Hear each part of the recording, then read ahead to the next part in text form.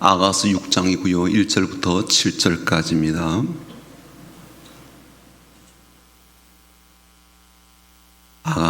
아가서 6장 1절부터 7절까지입니다. 같이 읽어보겠습니다. 같이.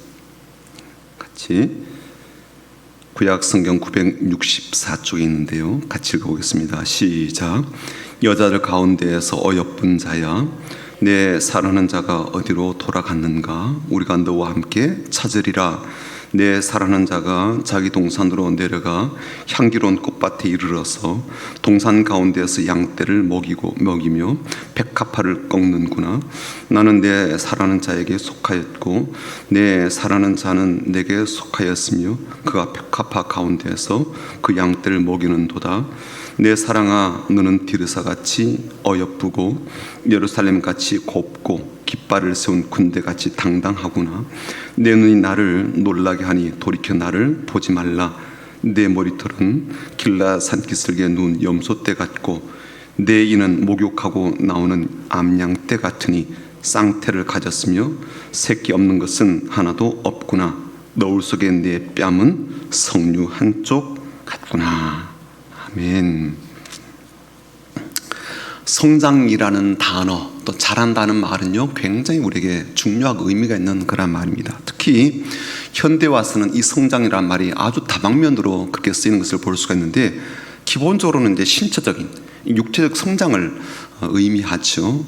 모든 동식물은 성장이라는 과정을 거치게 됩니다. 물론 그것이 노화의 과정이기도 하고요, 또 죽음에 이르는 그런 과정이라 할지라도 결국은 어제보다 오늘, 오늘보다 내일 계속해서 자라는 그런 성질들을 갖고 있죠. 그런데 이건 경제적 면에서도 사용되고요, 사회 문화적인 또 혹은 종교적 면에서도 이 단어들이 그대로 쓰여지게 됩니다. 경제가 성장한다, 그렇게 표현하잖아요. 또 문화적으로 성숙되었다, 그렇게 말하기도 하고요, 정치적으로는 의식이 향상되었다, 다 이게 성장과 관련된 그런 표현들이죠. 그리고 우리가 관심 가지는 분야인 이 신앙적인 면이나 영적인 면에서도 굉장히 중요한 개념입니다. 개인적인 면에서 봤을 때 우리가 신앙적으로 성장해야 되겠죠. 또 우리가 다른 사람과의 관계 면에서도 성장해야 되고 질적 성장이 필요할 겁니다. 마찬가지로 하나님과의 관계에 있어서 영적인 면에서도 성장을 더욱더 해야 되겠죠. 성장에는 필수적인 요소들이 있습니다. 성장을 위해서는 반드시 시간이 필요하더라고요. 성장은 하루아침에 뚝딱 이루어지지 않죠. 한 생명이 잉태하고 태어나려면 얼마나 기다려야 돼요? 최소한 엄마 뱃속에서 10달이나 시간이 이렇게 기다려지는 그 시간이 있더라고요. 태어난 아이가 어른으로 성장하는데요, 더 많은 시간이 필요하죠. 게다가 성장은요, 시간이 지난다고 또 자동적으로 이루어지지는 않습니다. 노력이 필요하고요, 활동이 필요하고, 성장이 필요한 것들을 공급해주는 행위들이 뒤따라야 되죠. 키가 크려면 어떻게 해요? 먹는 게 필요하죠. 그렇죠? 많이 먹어야 쑥쑥 자랍니다. 지혜가 자라려면요, 기본적인 지식이 습득이 돼야 됩니다. 아주 맹탕이면요, 지혜가 있을 수가 없어요. 인격의 성장에는요, 그에 따른 훈련이 있어야 되죠. 성품이 성장하려면 훈련이 뒤따릅니다. 관계 성장에는요, 기본적으로 계속 만나야 되겠죠. 뭔가 만남이 있어야 관계가 깊어지고 관계가 더 두터워질 겁니다. 그런데 오늘 우리는요, 이 영적인 성장, 믿음의 성장에 대해서 좀 살펴보려고 하는데, 이 영적인 성장과 믿음의 성장은 결국 하나님과의 관계에서 성장이다, 그렇게 볼 수가 있을 거예요. 하나님과의 관계에서 성장하려면 필수인 것이 사랑인데, 하나님을 신뢰해야 그 관계가 깊어지는데, 그러려면 기본적으로 사랑이 있어야 되는 거죠. 관계의 성장이라든지 하나님을 신뢰하는 믿음의 성장이라든지 나의 영성의 성장이라든지 어떤 면을 이야기하더라도 그 속에 사랑에 쏙 빠진 채 이야기할 수는 없다는 거예요. 하나님 사랑하는 것이 없이 관계의 성장은 어렵죠. 하나님 사랑하는 것도 없이 그분을 신뢰하는 것에 있어서 성장이 가능하겠습니까? 그러므로 영적인 성장에서는 사랑이 필수적인데 오늘은 그 사랑에 성장하는데 무엇을 통해서 성장하는가라는 것을 좀 살펴보려고 합니다. 무엇을 통해서 우리의 사랑을 키워가고 더 깊게 만들고 또 그 사랑이 더 달달해지게 되고 만족하게 되는지를 좀 살펴보고자 합니다. 여러분은 사랑이 어떻게 성장한다고 생각이 되십니까? 사랑은 어떤 과정을 통해서 깊어질까요? 그 사랑의 실체라든지 사랑의 진실성을 언제 우리가 알게 되나요? 저는 그것이 우리가 어려움 속에 있을 때 사랑의 진실성을 보게 된다라고 여겨집니다. 고난 중에 있을 때죠. 힘든 일을 만나서 같이 그 과정을 견뎌오면서 부부의 사랑이 더 깊어지지 않아요? 그렇죠? 진한 동지도 느끼게 되고요. 신뢰가 두터워지게 되죠. 전 그래서 고난 속에서 사랑의 진실성을 본다라고 그렇게 말하고 싶어요. 고난 속에서 그 사람이 얼마나 나를 사랑한지를 다시 보게 되죠. 그 사람이 돈을 사랑하는지 나를 사랑하는지 지독한 가난의 과정과 실패의 과정 속에서 우리가 명확하게 볼 수 있을 겁니다. 고난은 풀무불과 같다 그러잖아요. 그래서 불순물을 다 걸러냅니다. 그래서 고난의 풀무불에서는요, 거짓된 것은 다 불살라지게 되잖아요. 도간에는 금만 남게 되고 태우지 않는 금속만 오롯이 남게 되지요. 그리고 그 고난의 풀무불을 통해서 금속은 더 영롱한 빛을 발하게 됩니다. 불순물이 다 제거가 되어버렸기 때문에 그렇죠. 전 그래서 지금의 우리의 신앙 현주소는요, 굳이 막 돋보기를 들여다가 막 그렇게 세밀하게 살피지 않아도 알 수 있는 방법이 있다라고 여겨지는데, 그건 뭐냐면 고난의 현장에 있어 보면 자연스럽게 드러나게 되더라고요. 고난의 과정에 들어서 보면요, 스스로 알아요. 내 신앙의 상태가, 내 신앙의 정도가 어느 정도인지, 어떤 상태인지를 알게 되죠. 제가 2주 전에 이제 구역적 공부를 할 때 그런 이야기를 했었거든요. 이 발람 선자가 이 미디안 왕, 모압 왕이죠. 모압 왕 발락이 보물을 가지고 와서 이스라엘 민족을 저주해달라라는 그런 부탁을 하게 됩니다. 처음에는요, 이 발람 선자가 단호하게 거절하죠. 하나님께서 축복하신 그 민족을 내가 어떻게 저주할 수가 있어? 그럴 수 없다라고 거절을 해요. 그런데 이 발락이라는 사람이요, 왕이 더 많은 보물과 더 많은 그런 재물을 갖고 와가지고 회유를 하게 됩니다. 그때요, 발람이 갈등을 해요. 고민을 한다고요. 그리고 깊은 고민을 하다가 마침내 그 돈 때문에 발락 왕에게 이스라엘이 망할 수 있는 비법을 알려줘, 계략을 가르쳐 줍니다. 그래서 굉장히 많은 사람, 이스라엘 백성들이 죽게 되는 일이 벌어지게 되거든요. 물론 나중에 이제 발람 선자도 이 칼로 죽임을 당하게 되긴 합니다만, 이 사건을 보면서 우리는 중요한 교훈을 배울 수가 있더라고요. 그건 뭐냐면, 이 어떤 갈등, 말하자면 신앙적으로 갈등하고 영적으로 갈등하는 그 지점이 바로 내 신앙 현주소라는 거예요. 뭘 갈등하고 있어요, 내가. 뭘 고민하고 있단 말이에요. 고민하는 그 지점이 내 신앙의 딱 그 상태인 거예요. 내 영적 상태는요, 내가 지금 뭘 고민하고 있지? 이걸 보면 알 수가 있다는 거예요. 다른 진단서 갖고 올 필요도 없어요. 예를 들어서 11조를 해야 되나 말아야 되나 고민하고 있다면 그게 지금 내 신앙의 상태인 거예요. 그렇죠? 그러잖아요. 비가 막 온다. 수협을 갈까 말까. 그게 내 신앙의 상태이거든요. 그렇죠? 그렇다고요. 그러니까 뭘 걱정하고 있고, 뭘 염려하고 있고, 뭘 붙들고 있고, 뭘 생각하고 있고, 뭘 자꾸만 이렇게 저울에 달아보고 있고, 이게 내 신앙의 지점인 거예요. 내 신앙 교차로, 내 신앙 현주소인 거죠. 그렇죠? 누구한테 물어볼 것도 없어요. 내가 나를 보면 안다고요. 특별히 고난 속에 들어가면 이게 더 명확하게 보이게 되겠죠. 반응하면서 이런 일이 터졌을 때 내가 어떻게 반응하는가 보면은 내 신앙의 상태가 그렇구나 라고 생각되는 거예요. 전 그래서 목사이지만 저도 내가 뭘 고민하는가 보니까요, 이게 신앙 형편이 없는 거예요. 말로는 막 떠들고 막 이렇게 하세요, 저렇게 하셔야 됩니다. 그건 바른 길이 아니요. 그렇게 지적질을 하기도 하고 교훈한다고 하기도 하고 가르치기도 하지만 제 신앙 상태를 보니까 딱 그렇더라고요. 그 지점이 보이는 거예요. 내가 뭘 고민하고 있는지를 보니까요, 딱 그 상태인 거예요. 그런데 이 고난의 풀무불을 통과하는 과정에서 우리가 성장하게 되더라고요. 어리석음을 탈피하게 되고요, 어리고 미성숙함을 벗어나게 됩니다. 물론 우리 한 가지 알아야 될 것은 있습니다. 고난이 성장에 매우 중요하고 사랑에 중요하긴 하지만 고난의 과정에 우리가 어떻게 하냐에 따라서 어떤 반응을 하냐에 따라 가지고요, 비로소 성장도 하게 되고 반대로 망하기도 한다는 거예요. 자동적으로 고난이 닥쳐왔다고 해서 자동적으로 성장하는 것은 아니에요. 어떻게 반응하냐에 따라 가지고요, 성장하기도 하고 패망하기도 한다는 거죠. 고난을 겪는다고 풀물에 던져졌다고 해서 다 성장하는 것은 아니기 때문입니다.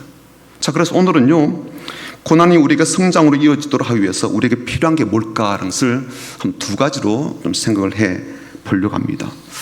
우선 본문의 상황을 우리가 좀 이해함이 필요한데, 오늘 본문 말씀은요, 술람 여인이 지금 솔로몬 왕을 막 찾아다니는 이야기예요. 지난번에 무슨 일이 벌어졌죠? 어떤 일이 벌어졌는가 하면 솔로몬 왕이 동산을 넘고 산을 넘어서 막 달려가지고 술람 여인 집에 왔어요. 데이트하고 싶어가지고, 만나고 싶어서, 사랑을 나누고 싶어서. 그래서 달려왔는데 문을 안 열어주는 거예요. 그래서 막 문을 두드렸다고. 여보시게, 술람 여인이요, 내가 왔소이다. 문을 안 열어주는 거예요, 이 여인이. 아니, 근데 벗은 발로 뛰어나와가지고 막 맞아야 될 이 여인이요, 꿈쩍도 하지 않는 거예요. 대답도 없고요. 그러니까 계속 두들겼어요, 솔로몬 왕이. 그런데도 반응이 없고 응답이 없으니까 결국 솔로몬 왕이 그 자리를 떠나게 되거든요. 떠나고 나서 이 여인이 그때 정신이 돌아왔는가 봐요. 자기가 왜 그랬는지 막 후회를 합니다. 그러고 나서는요, 문을 열고 밖으로 나와서 이제는 또 솔로몬을 찾아다닌다고요. 아니, 부를 때 나오지 왜 지금 이렇게 뒤늦게서 이런 일이 벌어지는지. 어쨌건 그렇게 밖으로 나와가지고 막 돌아다니는데 없어요. 한밤중이 되었습니다. 저녁이 되고 한밤중이 되었는데 아무리 돌아다니는 없는 거예요. 그래서 성 안에 경비 서는 경계병들에게 보초하게 물어봤죠. 솔로몬 왕을 봤냐 그랬더니 이 남자들이 막 때리고 모욕하고 막 그렇게 해요. 무진막지하게 고통을 주게 되죠. 수치를 주게 됩니다. 얼마나 안절부절했겠어요? 얼마나 당황했겠습니까? 절망적인 상태가 되었습니다. 그래서 자기가 아는 사람들에게 찾아갔어요. 여인들에게 찾아갔습니다. 우리 솔로몬 왕을 봤냐? 어디 가는지 봤냐? 묻게 됐죠. 수소문해서 찾고자 하는 겁니다. 그들에게 부탁해서 나를 도와달라라고 이야기해요. 그러면서 일어난 이야기가 오늘 본문 말씀입니다. 그래서 저는 이 말씀을 묵상하고 준비하면서 우리에게 필요한 것, 특별히 성장의 과정에서 꼭 필요한 게 뭔가라는 것을 봤을 때 내가 무엇을 잃어버렸는가, 이걸 깨닫는 것, 이걸 인정하는 것, 이걸 알고 있는 것, 이게 참 중요하다라고 여겨집니다. 무엇을 잃어버렸는지 모른다면 찾을 이유가 없고요, 찾을 마음이 없고 무엇을 찾아야 한다라고 하는 생각조차도 못 가질 거예요. 내가 신앙을 잃어버렸는지, 기도를 잃어버렸는지, 직분에 대한 마음가짐을 잃어버리지 않았는지, 이걸 최소한 볼 줄도 알고 깨달을 줄은 알아야 그래도 뭐 찾을 거 아니에요. 이런 것이 없다면 찾을 이유가 없겠죠. 무엇을 잃어버렸는지 알지 못한다면 찾을 필요성을 갖지 못할 것입니다. 그나마 술람 여인은요, 내가 지금 솔로몬 왕을 잃어버렸구나 알고요, 찾으러 다니죠. 그렇죠? 이게 굉장히 중요하더라고요. 저는 이것이 사랑의 시작이라고 봐요. 이것이 성장의 시작이라고 봅니다. 무엇을 잃어버렸는지 깨닫는 것, 이게 성장의 시작이에요. 사랑의 시작입니다. 자, 그렇다면 고난 속에서 우리가 성장하고 우리의 사랑이 성장하고 친밀함이 깊어지고 신앙적인 성장을 위해서 우리의 반응이 중요한데 어떤 반응이 중요할까? 두 가지만 살펴볼게요. 첫 번째는 고난 속에서는요, 하나님이 어디 계신지를 알아야 돼요. 하나님 어디 계신지. 술람 여인이 잃어버리는 솔로몬을 찾으려면, 그리고 그 솔로몬 왕과 더 깊어진 그러한 성장의 또 혹은 관계 속으로 들어가려면 솔로몬이 지금 어디 있는지 알아야 되겠죠. 그렇죠? 1절을 한번 볼까요? 술람 여인이 이제 다른 여자들에게 솔로몬을 찾자고 또 찾아달라고 했더니 이 여인들의 반응이 이렇습니다. 1절이에요. 여자들 가운데서 어여쁜 자야. 지금 술람 여인이 하는 말이겠죠. 여자들 가운데서 어여쁜 자야, 네 사랑하는 자가 어디로 갔는가? 네 사랑하는 자가 어디로 돌아갔는가? 우리가 너와 함께 찾으리라. 그렇게 말을 합니다. 솔로몬 왕이 어디 갔나? 그가 어디로 되돌아갔을까? 막 되묻습니다. 자기들끼리 막 이야기해요. 그리고 여인에게도 다시 묻고 그래요. 자기들끼리 막 이런 이야기를 나누고 있다고요. 여러분, 한번 이 과정 속에서 이런 생각을 한번 해보면 좋겠어요. 우리가 고난 중에 있을 때 하나님 어디 계실까요? 우리가 고난 중에 있을 때, 우리가 큰 어려움 가운데 있을 때 하나님 어디에 계실까? 일반적으로 그래도 신앙생활 하는 분들은 이렇게 대답하죠. 하나님 나와 함께 하십니다. 그렇게 이야기해요. 그치요? 그렇지 않아요? 그래도 믿음의 연수를 쌓아오신 분들은 하나님 나와 함께 하십니다 라고 이야기를 합니다. 그러나 이 정서적인 느낌은 좀 다르죠. 말은 그렇게 하는데 이 마음은 그렇게 썩 하나님이 나와 함께 하신다는 느낌이 들진 않는 거예요. 지금 술람 여인이 그런 마음인 거죠. 그녀와 함께 솔로몬 왕을 찾고 있는 예루살렘 여인들의 마음이 그러하다는 거예요. 나와 혹은 우리와 함께 있다면 어디에 갔냐 그렇게 서로 알아볼 혹은 서로 물어볼 이유가 없겠죠. 지금 없단 말이에요. 없다고 느껴지니까 어떻게 해요? 어디 갔을까? 그 양반 어디 갈까? 뭐 이렇게 지금 서로 이야기하고 있는 거죠. 우리들도 어려움이 닥치거나 고난 중에 있을 땐 하나님이 나와 함께 하신다라는 느낌을 잘 갖지 못합니다. 아무리 하나님께서 그렇게 말씀하셨다 할지라도 그 말씀의 실제성과 그 말씀의 확실성에 대해서 여전히 의구심이 있는 거죠. 내 눈앞에 보이지 않고 내 옆에 안 계신 것 같고, 그러다 보니까 어떻게 하나님이 나와 함께 하신다라고 확신할 수 있는가라는 마음들이 우리 가운데 있습니다. 내가 이렇게 어려움 가운데 있는데 하나님이 함께 하신다면 당연히 어려움에서 건져주셔야 되지.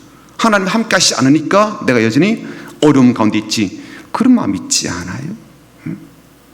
내 옆에 계시지 않으니까 내가 이런 고통 속에 있지. 그런 마음 있지 않아요? 그렇죠? 항상 그런 이제 어떤 딜레마 같은 갈등들이 우리 가운데 있습니다. 자, 그런데 한번 2절을 보자고요. 2절 보면 내 사랑하는 자가 자기 동산으로 내려가 향기로운 꽃밭에 이르러서 동산 가운데서 양떼를 먹이며 백합화를 꺾는구나. 이 말은 술람 여인이 하는 말입니다. 쉬운 성경에 이렇게 돼 있어요.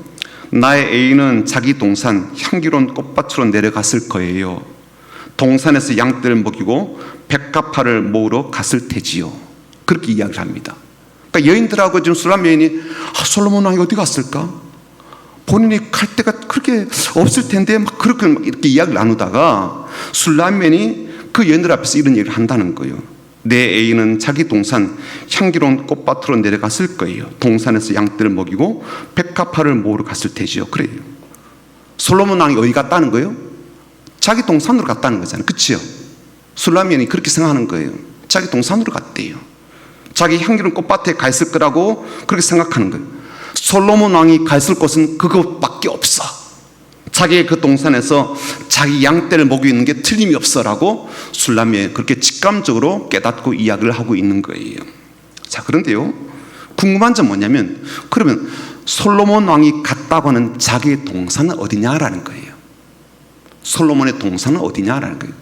솔로몬이 지금 있을 법하다고 이야기한 향기로운 꽃밭은 어딘가라는 거예요. 솔로몬이 한 말 한번 들어보면요, 이렇게 돼 있어요. 아가서 4장으로 한번 돌아가 보세요. 아가서 4장으로 한 장 넘겨서 4장 12절 보십시오. 중요한 표현이 나오죠. 아가서 4장 12절 읽어볼까요? 시작. 내 누이 내 신부는 잠근 동산이요 덮은 우물이요 봉한 세미로구나. 동산이 지금 누굴까요? 예?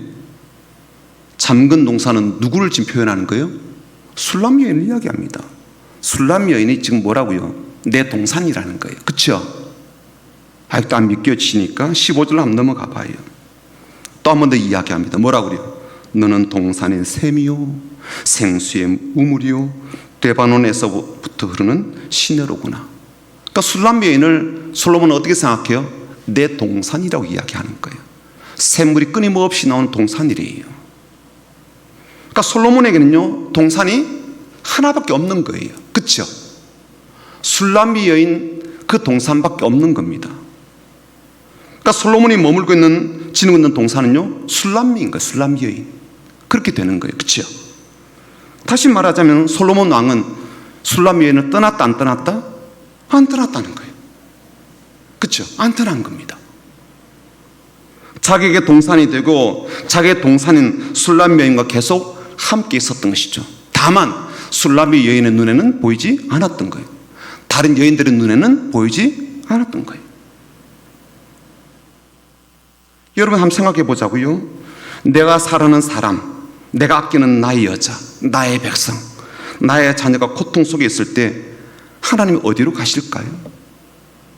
하나님이 내 자녀가 굉장히 아파요. 굉장히 힘든 상태에 있어요. 어려움 중에 있다고요. 하나님이 어디에 가 계실까요? 어디에? 여러분 같으면 여러분 자녀가 그렇게 아파요. 지독하게 아프다고요. 엄마로서 어디 가시겠습니까? 아버지로서 어디에 가 계시겠습니까?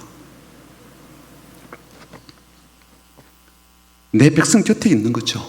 그렇죠? 내 자녀 곁에 있지 않아요. 같이 아파주지 못하지만 최소한 내가 곁에 있진 않아요. 대신 아파줄 수는 없지만 그 곁을 지키고 있진 않아요. 그렇죠? 하나님 그러시더라고요. 다니엘의 세 친구가 풀무불에 던져진 고난 가운데 있을 때 하나님 어디 계셨습니까? 풀무불 가운데 같이 계셨다고요. 같이. 그렇잖아요. 고난 가운데 있는 그들 가운데 같이 계셨다고요. 다니엘의 사자굴에 던져졌습니다. 며칠 굶어가지고 그냥 먹이만 던지면 싹 잡아먹을 그런 사자굴에 던져졌을 때 하나님이 어디 계셨습니까? 다니엘의 하나님 어디 계셨어요? 사자굴에 함께 계셨죠. 사자가 다니엘을 덮지 못하도록. 엘리사 시대의 이야기를 잘 아실 겁니다. 그때는요 아람 왕이 그렇게 이스라엘을 계속 공격했어요. 그때마다 엘리사가요 어디로 이 아람 군대가 들어올지 확연히 알고 있는 거예요. 이번에 이쪽으로 온다. 거기 군사들 딱 풀어서 지키고 있는 거예요. 이분 저쪽으로 온다. 거기서 군사가 다 경계를 쓰고 있는 거예요. 아람은요 그래서 항상 족족 터지는 거예요. 군대를 아무리 많이 끌고 모으고 군사를 강화해서 공격해도요 이미 다 잠복해서 지키고 있으니까요 백전백패인 거예요. 그래서 안 되겠다. 이 엘리사를 잡아서 죽이자라고 해서 엘리사가 도단이라는 성읍에 있다는 것을 알고요 군사를 동원해 가지고 그 성을 뺑 이렇게 둘러싼다고요. 아침에 게하시라는 종이 일어나 보니까 어마어마한 이 군대가 이 성을 다 싸고 있거든요. 놀라가지고 자기 스승한테 이야기한다고요. 그랬을 때 엘리사가 뭐라 그래요? 하나님의 그 눈을, 하나님께서 이 종의 눈을 열어서 뭘 보게 하십니까? 어마어마한 천군 천사가 불말과 불병거가 그 둘을 싸고 있는 것을 그렇게 보여주도록 그렇게 하지 않아요. 하나님 함께 하신다고요. 게하신 눈에는 보이지 않았지만 하나님은요 엘리사와 함께 하셨다고요. 하나님 지금도 자기 동산이신 우리와 함께 하시는 거예요. 자기 백성이신 우리와 함께 하시는 거예요. 바로 그 사실을 깨닫고 고백하는 것이 사랑에서 더 깊어지고 사랑으로 성장하는 것이죠. 다 떠나도 난 떠나지 않아. 내가 너 곁에 있어. 그게 사랑이 더 깊어지는 것이죠. 사도 바울이 그랬잖아요. 말년에 감옥에 갇히니까요 다 떠나는 거예요. 다 세상 좋아서 떠나고요 감옥에 갇혀서 싫다고 떠나고요 뭐 오랜 병에 뭐 효자 없다면서 너무 오랫동안 그렇게 감옥에 갇혀 있으니까 나도 지쳤다 그러면서 떠나고요. 다 떠나더라고요. 근데 주님께서 떠나지 않고 곁에 계시고 계속 힘주시지 않아요? 그러니까 고난 속에서 하나님 어떻게 하시는가 보았더니 떠나시는 게 아니라 곁에 계시는 거예요. 지키시는 거죠. 보호하시는 거죠. 내 눈에 안 보여도 내 감각으로 느껴지지 않아도 내 손에는 안 붙잡혀도 계신 거예요. 이 사실을 깨닫는 것이 사랑이 더 깊어지는 과정이 되더라고요. 그렇죠? 내가 어려워도 안 떠나는 그분, 나를 안 버리는 그분. 두 번째는요, 고난 속에서 나는 하나님께 속한 사람이라는 것을 깨닫는 게 매우 중요하더라고요. 3절 한번 볼까요? 이것도 술람 여인의 한 고백인데요, 같이 읽어보겠습니다. 그 고백을 한번 들어볼까요? 시작. 나는 내 사랑하는 자에게 속하였고 내 사랑하는 자는 내게 속하였으며 그가 백합화 가운데에서 그 양떼를 먹이는도다. 나는 그분께 속하였고 그분은 나에게 속하였다라는 그런 고백이에요. 우리는 이런 말을 읽을 때요, 그만큼 이 솔로몬 왕과 술람 여인의 관계가 깊다라고 이렇게 이해를 합니다. 그렇죠. 나도 그분께 속하고 그분도 나에게 속하고 얼마나 깊으면 그런 표현을 하겠어요. 그래서 이런 고백은요, 이게 처음이 아니에요. 그 전에 또 이런 똑같은 고백이 있었거든요. 2장으로 한번 넘어가 봐. 2장 16절이요. 2장 16절입니다. 똑같은 고백이에요. 같이 읽어보겠습니다. 2장 16절입니다. 시작. 내 사랑하는 자는 내게 속하였고 나는 그에게 속하였도다. 그가 백합화 가운데서 양떼를 먹이는구나. 똑같은 내용이죠. 그치요? 똑같은 내용이에요. 그런데 가만히 이렇게 앞과 뒤로 이렇게 넘겨보시면요, 좀 달라진 게 있어요. 뭐가 달라졌을까요? 뭐가? 좀 다르거든요. 뭐가 달라진 것 같아요? 앞과 뒤가 좀 달라졌거든요. 표현 방법이 먼저 한 것하고 뒤에 한 것 이렇게 바뀌어졌어요. 전에는 어떻게 했는가 하면 그 사람이 내게 속하였다, 그 사람 나의 소유이다, 그 사람 내 거, 이 표현이 먼저 나와요. 2장 16절에는. 그렇죠? 그러고 나서 나도 그분 거 이렇게 표현한단 말이에요. 그러니까 표현이 이제 처음에는 그분은 내 거, 나는 그분 거. 이게 2장 16절이고요. 이번에는 어떻게 순서가 돼요? 나는 그분 거, 그분은 내 거. 이렇게 됐단 말이에요. 그 순서가 좀 바뀌어진 거예요. 무슨 차이가 있을까요? 엎어치나 뭐 매치나 똑같겠죠. 결과는 똑같은 거니까. 서로 속했다 그 말이니까 뭐 이렇게 하나 저렇게 하나 표현만 다르다라고 생각되는데 그렇지 않아요. 매우 중요한 차이가 있습니다. 어떤 차이가 있냐면요, 주도권이 달라진 거예요. 주도권이. 전에는요, 저 양반이 내 거예요. 에? 그게 뭔지라고요? 저 양반이 내 거예요. 그러니까 내 주도권이 명확한 거예요. 내 중심적으로 생각하는 거예요. 그분이 내 거니까. 내 사람이고, 그래서 내가 이렇게 저렇게 할 수 있는 사람인 거예요. 왜요? 내 거니까. 그래서 내 마음대로 안 되면 굉장히 불편한 거예요. 내 건데 상대방이 뭐라고 주장하면 좀 화가 나는 거예요. 항상 내 중심인 거예요. 나 중심. 내가 먼저인 거예요. 어떤 표현일까요? 신앙적으로 본다면 이렇게 되는 거죠. 하나님은 내 하나님입니다. 그래서 하나님 내 편이셔야 돼요. 내 편이니까 내가 생각하는 대로 움직이셔야 됩니다. 이런 뜻인 거예요. 약간 좀 과장되게 극단적으로 표현하자면 그런 거예요. 주도권은 나한테 있는 거죠. 왜요? 하나님 내 편이니까. 그래서 내가 내 마음대로 해도 된다 그런 것은 아니지만 이게 굉장히 강하다는 거예요. 그런데 이제는 좀 달라졌어요. 어떻게 달라졌습니까? 나는 그분의 소유입니다. 이게 다른 거거든요. 그분은 내 겁니다. 이것하고요, 나는 그분 겁니다 라는 이 표현이 뭐가 먼저 나오냐에 따라서 굉장히 생각이 다르다고요. 나는 그분의 것입니다. 내가 내 욕심, 내 생각, 내 뜻, 내 방향 주장하지 않습니다. 전적으로 나의 소유권의 주장은 그분께서 하십니다. 이런 거니까요.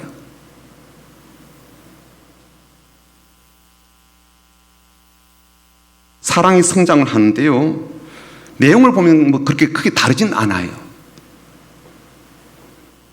그 사람에 대한 사랑, 그분에 대한 마음이 뭐 다르진 않아요. 그분 소유했을 때 내가 사랑했으니까요. 여전히 사랑하고 있으니까. 그런데 지금도 사랑하긴 한데 성숙도가 달라진 거예요. 이제는 어떻게 해요? 그분께 맞춰드린 거죠. 왜요? 나 그분 거니까. 그렇죠? 전에는요, 그분이 내 거니까 내가 주도권을 잡는 거예요. 내 뜻에 맞추라는 거죠. 나 이렇게 하고 싶으니까 도와주세요. 알았죠? 이렇게 되는 거예요. 지금은요, 내가 그분 거니까 주님, 주님의 뜻이 뭐예요? 이렇게 되는 거죠. 달라요. 달라요.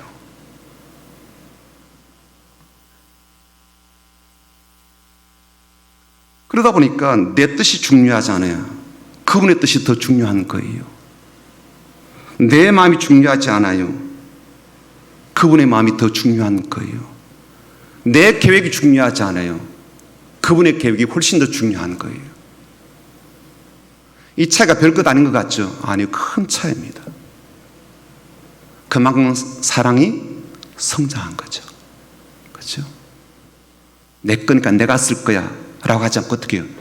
이것도 당신 거니까 당신 뜻대로 쓰세요. 이렇게 되는 거죠. 그렇죠? 다른 거죠. 완전 다른 거죠. 이런 사랑 때문에 나 하나님께 속했다라는 고백 때문에요, 더 이상 하나님을 이용하지 않는 거예요. 그러니까 신앙생활하면서 우리가 그런 일이 많잖아요.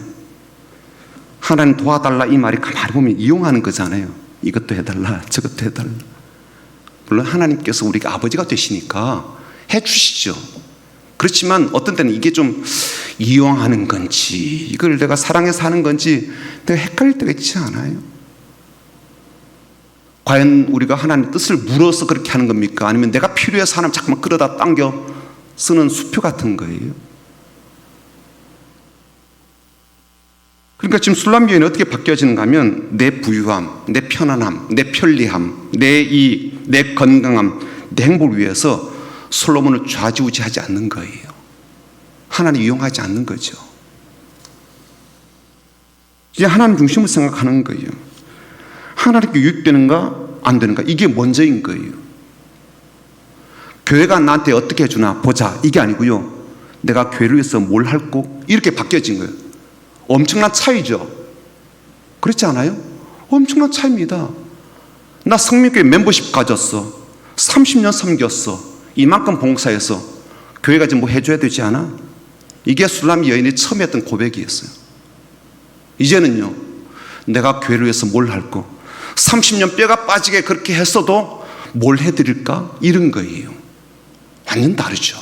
다르죠. 하나님이 좋아하시는 게 먼저인 거예요. 하나님이 가고자 하시는 것에 마음을 두는 거거든요. 내가 그분을 소유하려고 하지 않아요. 오히려 내가 그분께 속한 것이 더 자랑스럽대요. 우리는 굉장히 힘들어하거든요. 내 남편이 나를 주장한다? 굉장히 힘들어합니다. 애들이 엄마를 자꾸만 줬다 놨다 이렇게 하면 굉장히 힘들거든요. 그렇지 않아요? 내 아내가 쥐락펴락하면 내가 힘들다고요. 그래서 그러다 보니까 하나님도 우리가 조금 쥐락펴락하려고 싶은 거예요. 신앙의 자세가 달라졌어요. 하나님 중심이 되었어요. 내 몸을 내어줘요. 내 시간을 내어줘요. 내 물질을 내어줘요. 하나님이 좋으신 대로 하세요. 내 거 다 하나님 거예요. 하나님 겁니다. 내가 하나님 거예요. 그럼 내 명예를 위해서 하나님이 이용하지 않는 거죠. 내 자랑을 위해서 신앙을 막 이렇게 들먹이지 않는 거죠. 막 하나님 이렇게 해줬어 저렇게 해줬어 그러면서 내 입맛대로 이용하지 않는 거죠. 오히려 난 하나님께 속한 여자라 이것을 더 자랑스럽게 여기죠. 이게 굉장히 크게 성장한 거죠. 그렇죠? 굉장히 크게 성장한 겁니다. 사랑하는 성도 여러분, 고난이 우리를 이렇게 깊은 사랑을 하게 만들고 또 놀라운 성장을 이루게 하기도 합니다.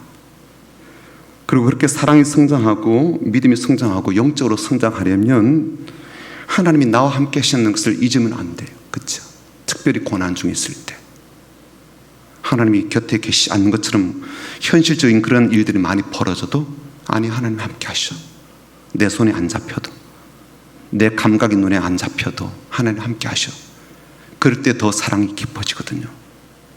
내가 이런 모양에도 하나님 버리시지 않아. 내가 이렇게 마음이 많이 흔들려도 하나님 포기하시지 않아. 내가 이렇게 험악한 삶을 살아도 하나님 절대로 내 삶을 방관하지 않으셔. 이게 사랑이 얼마나 깊게 만들어가는지 몰라요. 그렇죠? 내가 이렇게 쪼글쪼글해져도 내 남편이 나를 버리지 않아. 그게 사랑 아니에요. 그렇죠? 내가 힘이 하나도 없어 이제는. 늘 아내의 도움을 받아야 돼요. 그러도 내 아내는 나를 버리지 않아. 이게 깊은 사랑이잖아요. 그런 사랑을 갖게 되기를 하나님이 나와 함께 하신다는 사실을 잊지 않는 그러한 마음과 믿음으로 살아가는 저와 여러분 되기를 주님의 이름으로 축복합니다. 또 더 나아가서 고난 중에 있을 때 우리가 하나님께 속한 존재임을 잊지 않길 바랍니다. 그래서 나를 주장하지 않고 내 감정을 앞세우지 않고 이렇게 해주셔야 이게 풀려요. 이렇게 해달라고 막 그렇게 밀고 가기보다는 하나님 뜻을 묻고 그분을 신뢰하며 따르는 것, 이게 더 사랑을 깊게 만들어가는 것이고 하나님이 만들어가시는 그 사랑 안에 우리가 거하게 되는 그런 삶이 될 줄 믿습니다. 이런 귀한 사랑으로 나아가고 이런 귀한 사랑 깊어지는 하나님의 사람들이 다 되시기를 주님의 이름으로 축복합니다. 아멘. 나는 주님께 속한 자